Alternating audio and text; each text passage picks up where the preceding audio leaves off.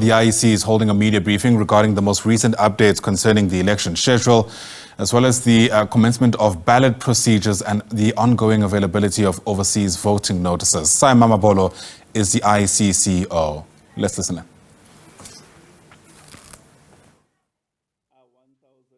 1,493.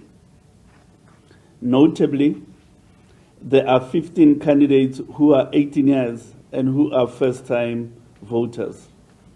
And of these 15, 9 are female and 6 male. These candidates are spread across 8 political parties. There are 17 candidates who are aged 80 years or more. The majority of the 16 are male, standing for 4 political parties, leaving only 1 female candidate in that age category. On gender representation, 15 political parties have a female representation of 50 and above. 7 parties achieved the 40, and a further 14 parties have a 30% female representation on their list. The finalization of the list of candidates contesting seats in the elections means that the Commission can now go ahead with the printing of ballot papers for the election. The 27.79 million registered voters will receive 3 ballots to elect candidates to represent them in the National Assembly and provincial legislatures. The use of the 3 ballots follows the amendment to the Electoral Act, which act was signed into law in April 2023. This amendment revised the electoral system to allow independent candidates to contest the regional or the province to national tier of the National Assembly, as well as to contest provincial legislatures. Although the phenomenon of through ballots will be familiar to voters in various local municipalities, it will be new to voters in metropolitan areas and for the first time in general elections for national and provincial elections. There are a total of 400 contested seats in the National Assembly.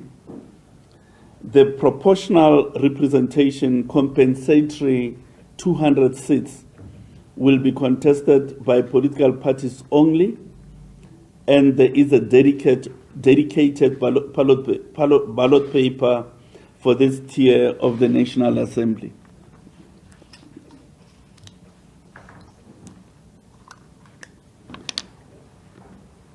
Just 1 minute as I print the ballot paper. All right.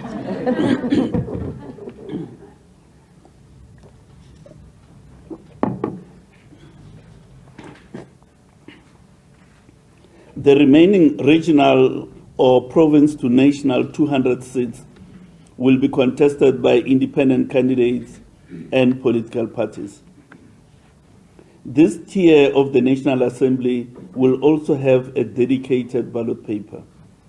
This means that the National Assembly will be based on 2 ballot papers: the National Compensatory Ballot and the new introduced regional or province to national ballot paper. Therefore, in respect of the elections of the National Assembly, voters may elect a preferred party on the national ballot and elect another preferred party or independent candidate on the regional ballot. However, in respect of provincial elections, voters will elect a preferred party or independent candidate on a single provincial ballot. Now, just to give you a sense of the 3 different ballot papers, the National Compensatory Ballot, or the PR ballot.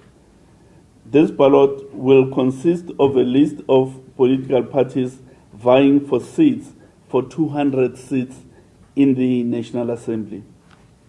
This ballot will be used to vote for political parties only.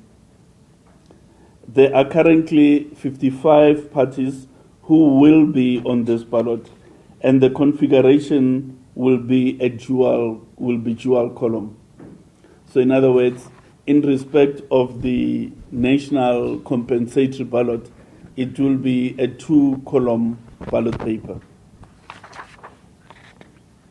Now, with respect to the regional ballot or the province to national ballot, it will have political parties and independent candidates contesting for seats reserved for each province in the National Assembly. Voters will use this ballot to elect a political party or an independent to represent them in the National Assembly. The number of contestants on these regional ballots range from 30 to 44. Gauteng has the most contestants at 44. The configuration of these ballots will be single column. Now, if we turn to provincial ballot papers, this is unique to each province and includes parties and independent candidates competing for seats in each respective provincial legislature. This ballot will allow voters to choose between a political party or an independent candidate to represent them in the provincial legislature. The number of contestants in the provincial ballot range between 27 and 45, with Gauteng having the most contestants at 45. Again, all provincial ballot papers will be single column ballots.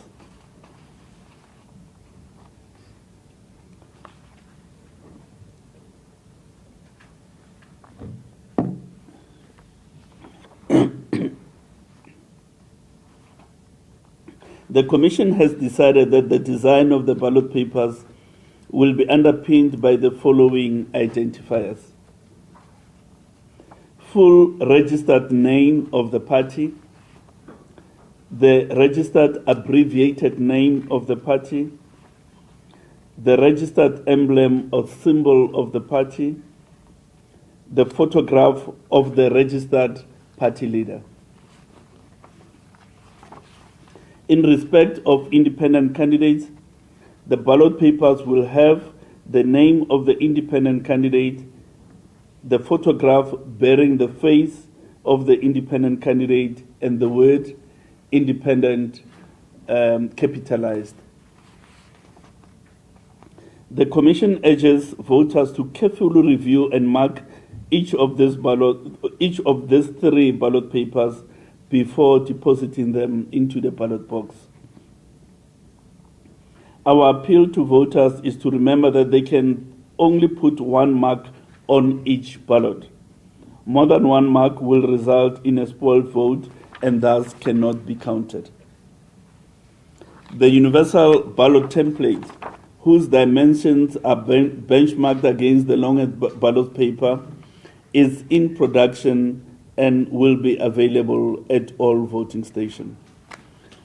The universal ballot template, or the UBT in short, can be used by blind or partially sighted people, people with low vision, and people with motor and nervous conditions which do not allow for a steady hand. As we announced earlier, 95% of our logistical supplies for the elections are already at hand. We are in the process of distributing 1,873 tons of material between our different warehouses and storage facilities. In consort with the provisions of the election timetable, the Commission has also published the list of addresses of the 23,292 voting stations that will be used in these elections. The routes for mobile voting stations have also been published. There are 31 mobile voting stations across the country. The highest number of voting stations will be in KwaZulu-Natal at 4,974, the Eastern Cape 4,868, Limpopo 3,216. All voting stations are now contracted with lease agreements concluded with the landlords. Then you can find the list on our website. There's a hyperlink from your statement.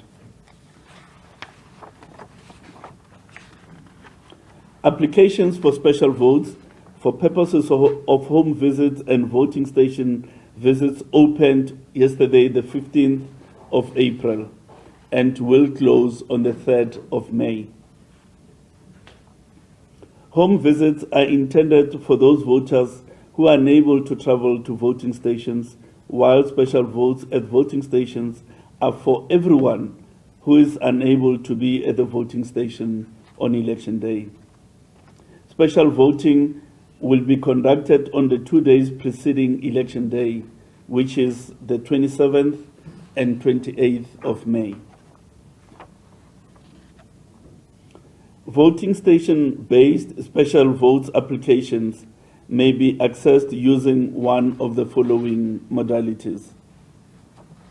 You can secure an application via the website elections.org.za or by SMSing your identity number to 32249, and that will be for voting station-based stations only. And you can also submit a form to the local office of the IEC. Special votes will also be administered at South Africa's diplomatic missions abroad to service 58,000 voters who have registered against the international segment of the voters' roll. These voters will be provided for at the diplomatic missions, as we indicated. The Commission invites South Africans who are registered on the local segments of the voters' roll, but who may be temporarily absent from the country, to notify it of the intended absence and the mission where such people intend to vote. Such notifications must be lodged with the Commission by 22nd April. As at today, 9,100 notifications have been approved.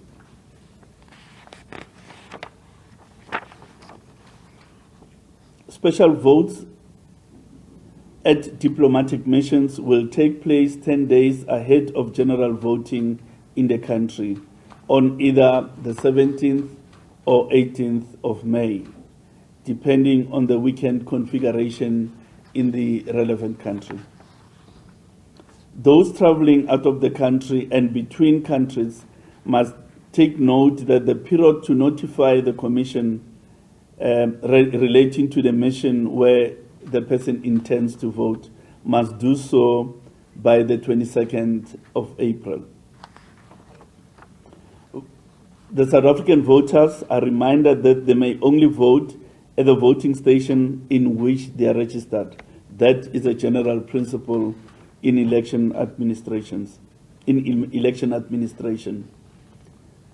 However, voters who will inevitably be away from their voting districts on election day may give notice of their intention to vote at another identified voting district on or before the 17th of May 2024.